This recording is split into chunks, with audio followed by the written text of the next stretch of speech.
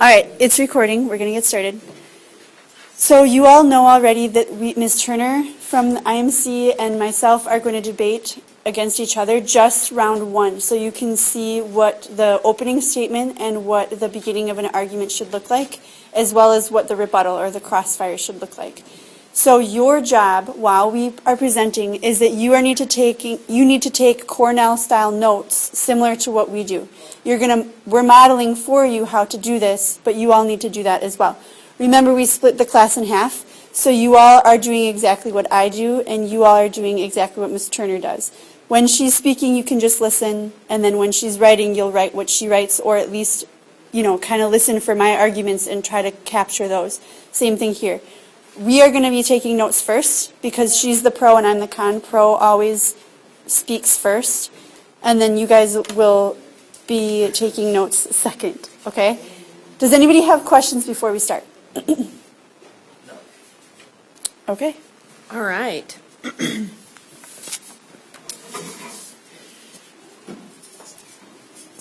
So, public education in the U.S. is in a crisis.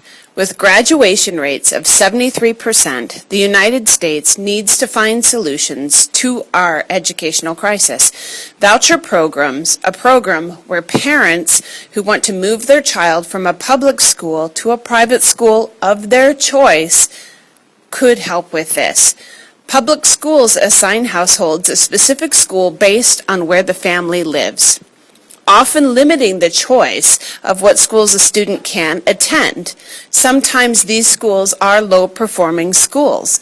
This is problematic often in low-income areas where educational opportunities and resources are few. A parent should have the right to send their child to any school that they want to.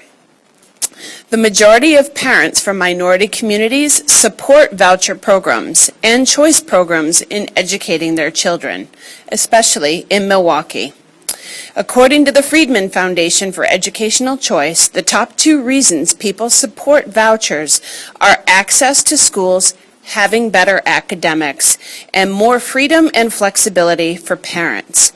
Voucher programs give parents flexibility and choice over their children's schooling, allowing them the ability to find a K-12 classroom that best fits their child.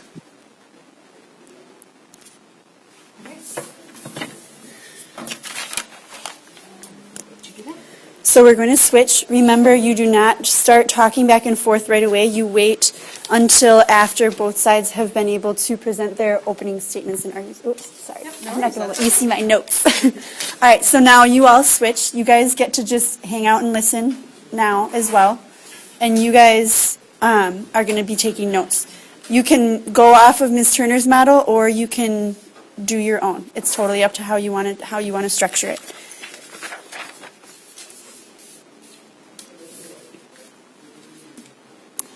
Public education in the United States is in a crisis, and voucher programs will only make the situation worse. This is because of inequality, 3 in particular: inequality of cost, inequality of religion, and inequality of opportunity. And because the disparity between what voucher schools look like on paper versus how they operate in reality is very different. For the opening statement argument, I will focus only on the argument of inequality, all 3 types of inequality. Argument 1, inequality of cost. Schools are already underfunded, and funding voucher programs will take needed money away from poorly performing schools in public schools, creating a downward spiral. The less money public schools have, the harder it will be to make needed improvements. Vouchers do little to help the poor. Vouchers rarely cover the entire cost of tuition or mandatory fees for private schools. Only families with money to cover the remaining cost can go to those schools. Essentially, then, vouchers are tax cuts for wealthy families. Vouchers do little to decrease education costs.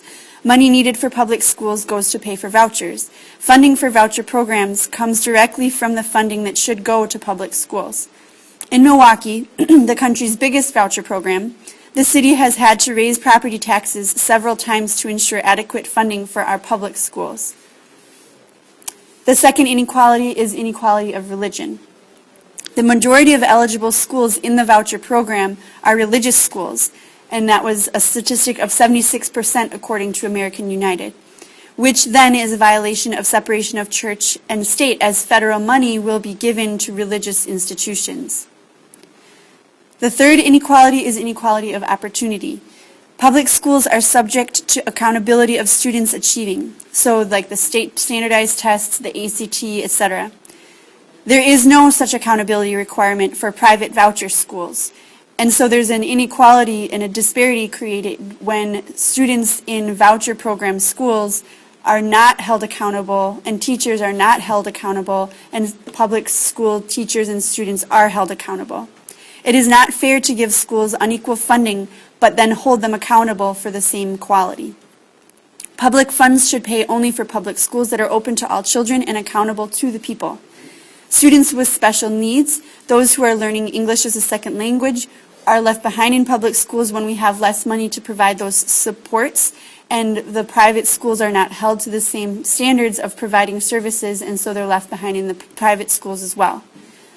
Studies in the District of Columbia, Milwaukee, and Cleveland, Ohio, show that voucher programs do not perform better in reading and math than students in public schools, and that source is again from American United.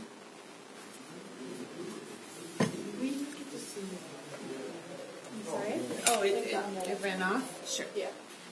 So I just kept annotating here, and on my line, and then what you're going to see then when we have our opportunity, our 1 minute kind of preparedness for the crossfire, what you're going to see is I've organized my notes in bullets, and then how I'm going to counteract some of these discussions are going to be based on the way that I have my bullet points numbered here.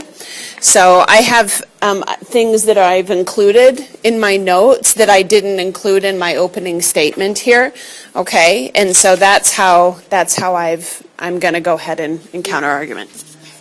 So for you all, a lot of you have your notes in your Google Docs already structured very similarly to how Ms. Turner and I do.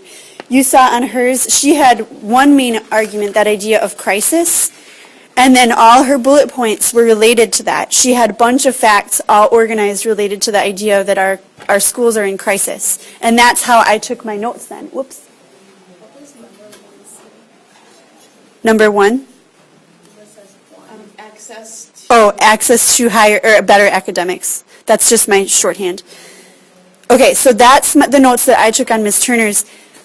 She basically structured my exact same notes on hers. So I set up my opening statement, and then I had my one, inequality of money, and then you can't see it, but two, inequality of blah, blah, of religion, right?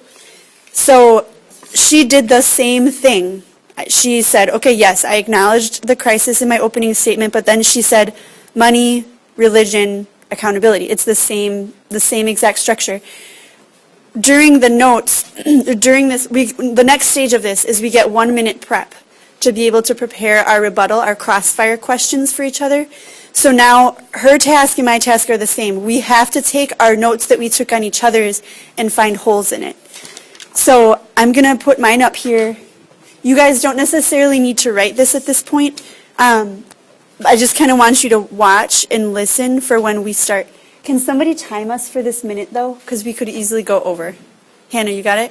Okay, 1 minute. Tell us when it's up.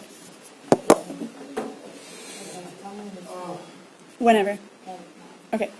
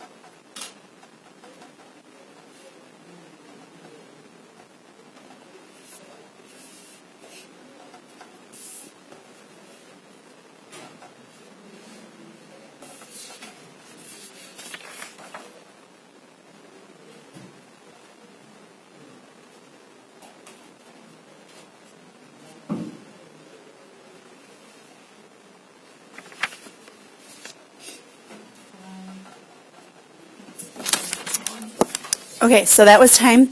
Just like in our opening statements and the way we structured it to start, Pro always gets to go first with questions. So Ms. Turner will ask me a question, I'll respond, I'll get to ask her a question, she'll respond, and we'll kind of go back and forth politely for the first little bit. And then if one of us runs out of questions, the other one can kind of go on however she wants. And this part is 3 minutes. Will you time us again? Okay. So my first question is, the government should support children and not schools. If schools aren't providing good service, why should they receive money and parents not have the choice of where to send their children with the financial assistance and help from the federal government and the state government? I need to clarify. Your question was why we should not allow parents to choose. Be able to use the voucher to send their children why shouldn't they, the government supports schools, not children, so why shouldn't the voucher program support parents in their choice of where they should send their kids to school? The way schools are set up and where students are supposed to go are set up across the country is based on property taxes, and parents have a right to choose where they live. So they should, if they feel that strongly about an issue with the school, they have the freedom and the choice to move, and I don't see why that's a problem. So if a parent sends their student to private school, they in effect pay twice for their child's education because they also pay taxes for public schools that their children don't even attend. So in essence, they're paying their own way in addition to receiving some assistance from the government. So the children that are moving, those children that still stay in public schools still receive the benefit of those children leaving. I have a response to that, and then I will ask my first question. I said in my opening statement under inequality of cost that vouchers do little to decrease costs because in Milwaukee we have had to raise property taxes several times. So people in public schools are paying double as well because of the voucher program. That's my response. My first question for you is that you had said that the schools are based on where people live, and you said those are sometimes low performing. I was wondering how often and where are they low performing, and how is this related to voucher success? In other words, what is the correlation between a low performing public school versus a low performing voucher school, a high performing public school versus a high performing voucher school? So in Milwaukee, according to the MacIver Institute, 27% of Wisconsin K-12 students exercised choice in the 2013-14 school year. So in terms of, I don't have the exact specifics of the number of failing schools, but in effect, Milwaukee had 19% of its students participate in voucher programs, and that is decreasing year over year. And to go back to your original question. The correlation between that and school success. School success. Graduation. So absolutely.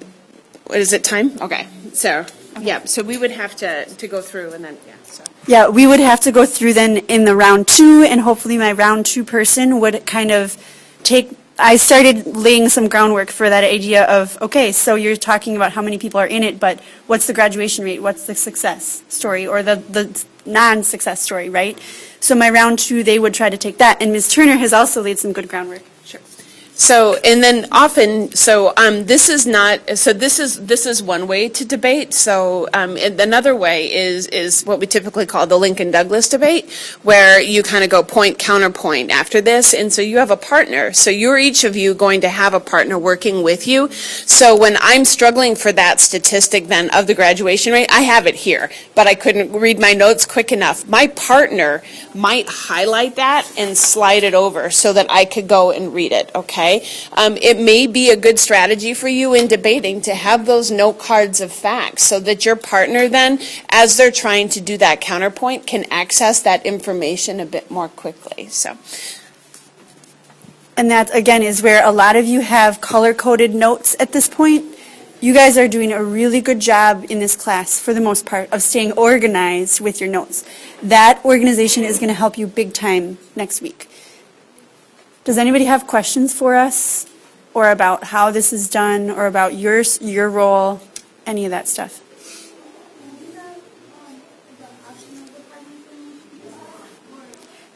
Yes, that's what your partners, and that's what I was trying to say before was, as a group, you guys will know your strengths and weaknesses best. So if you need note cards or even on the Google Doc, if you guys need to kind of talk through how you're going to support each other, now is the time to do that, not the day of.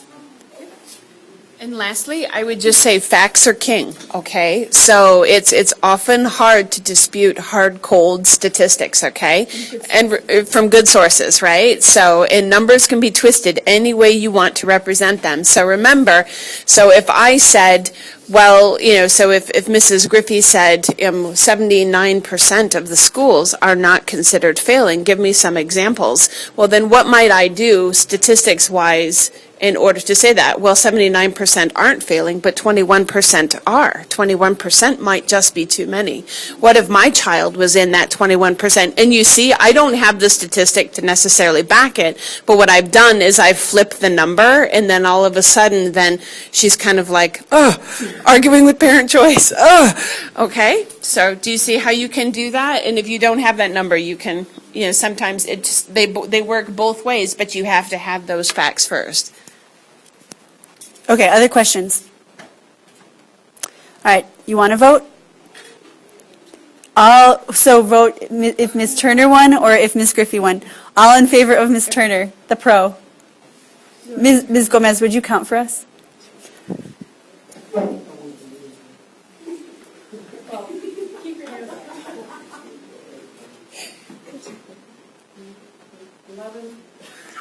All right, and then all in favor of Ms. Griffey?